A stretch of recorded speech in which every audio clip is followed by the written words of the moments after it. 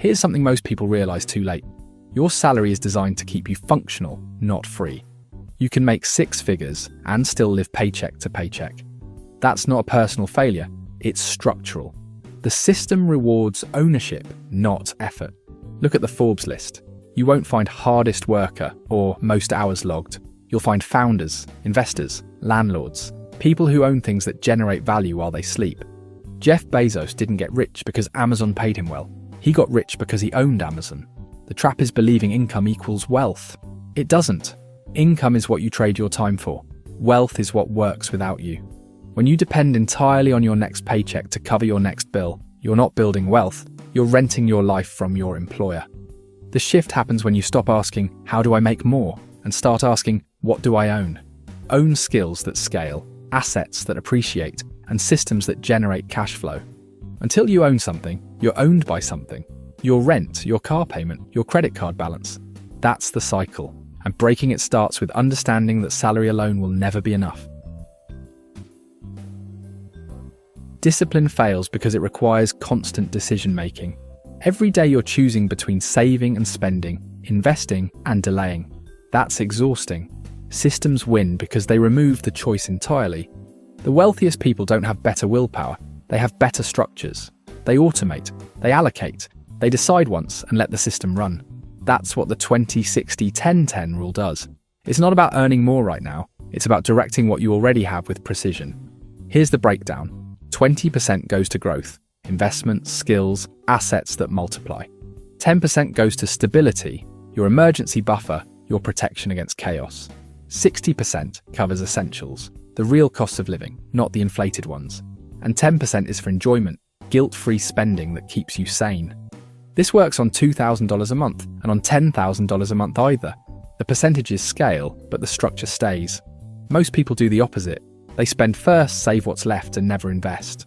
This flips that. You pay your future first, protect yourself second, live third, enjoy fourth. It's not restrictive, it's intentional.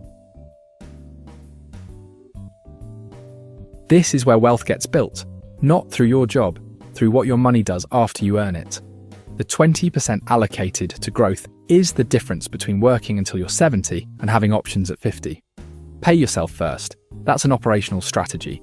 If you wait until the end of the month to invest what's left over, nothing will be left over. We expand spending to fill available resources. The only way to break that is to remove the money before you can spend it. Automate a transfer the day your income hits. Make investing the default, not the afterthought. Time beats amount every single time. A 25-year-old investing $500 monthly until 35, then stopping, will have more at 65 than someone who starts at 35 and invests $500 monthly until 65. That's compounding. Starting now, even small, matters more than waiting to invest big. Now, where that 20% actually goes. This isn't about picking the perfect stock or timing the market. It's about building a diversified foundation across what I call the risk ladder. Starting safe, adding exposure as you grow. Start with high-yield savings accounts and government bonds. Boring, but they protect capital while earning more than traditional savings.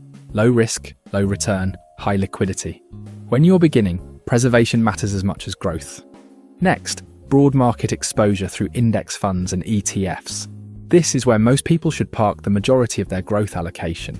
You're buying the entire market, not betting on individual companies. The S&P 500 has averaged around 10% annually over the long term. You're not trying to beat the market, you're trying to match it consistently. But here's where it gets interesting.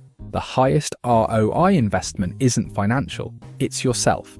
High income skills are the fastest wealth accelerator available.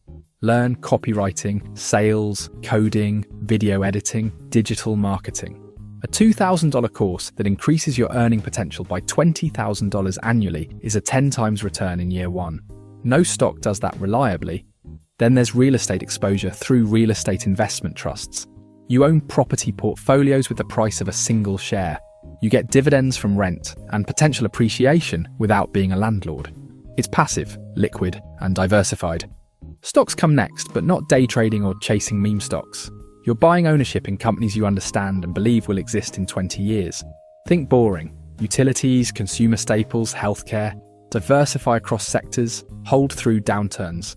Wealth is built by time in the market, not timing it.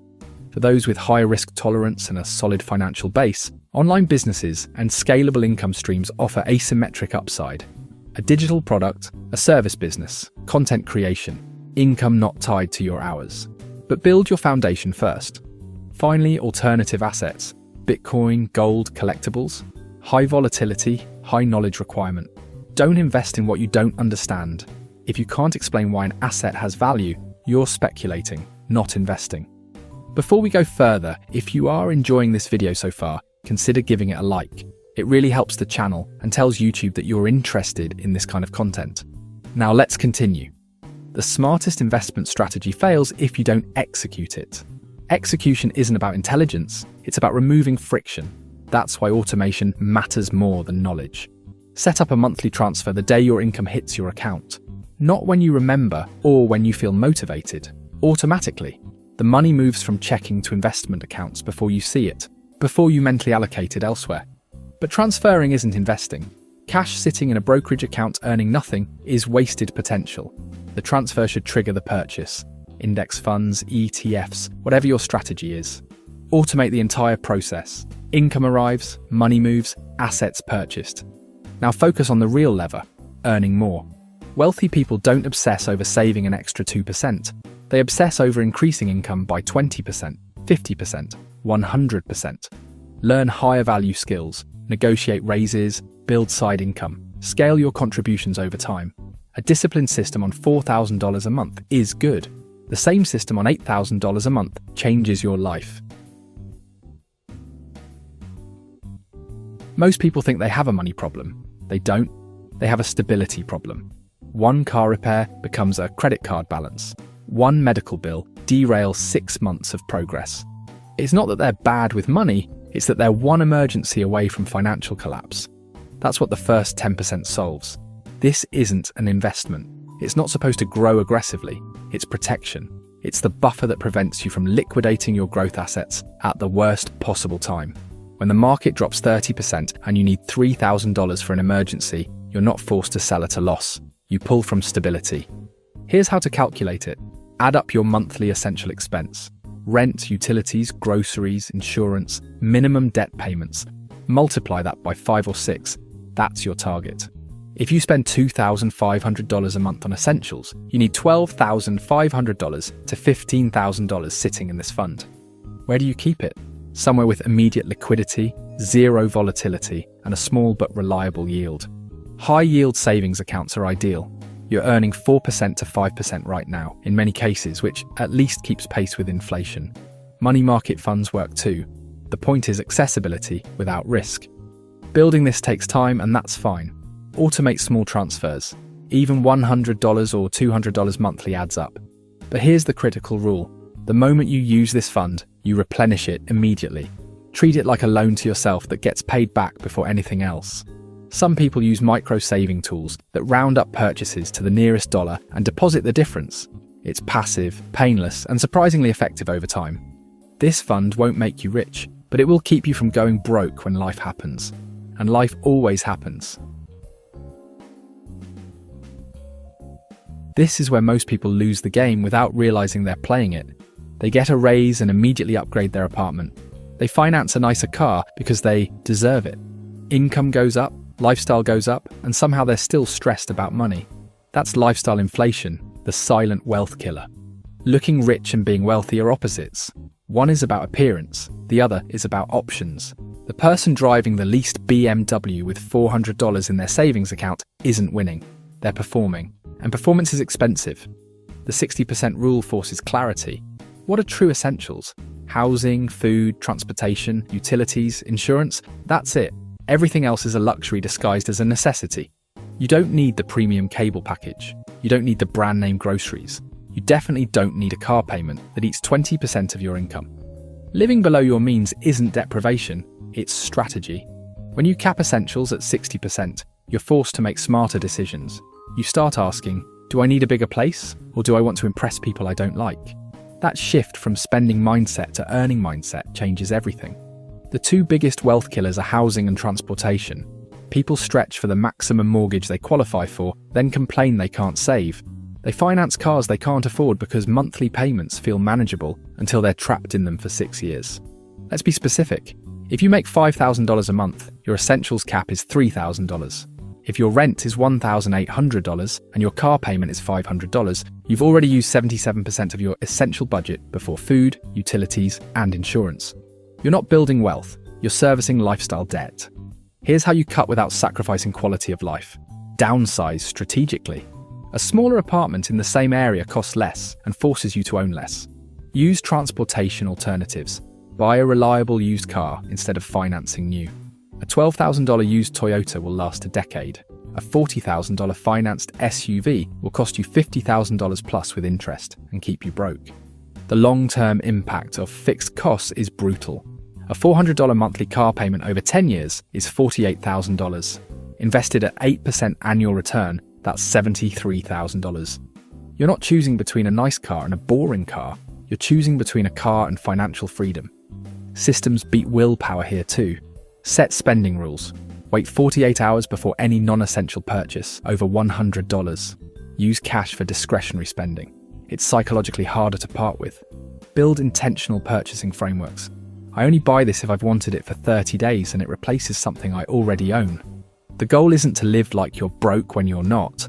It's to live like someone who understands that every dollar spent on ego is a dollar stolen from freedom.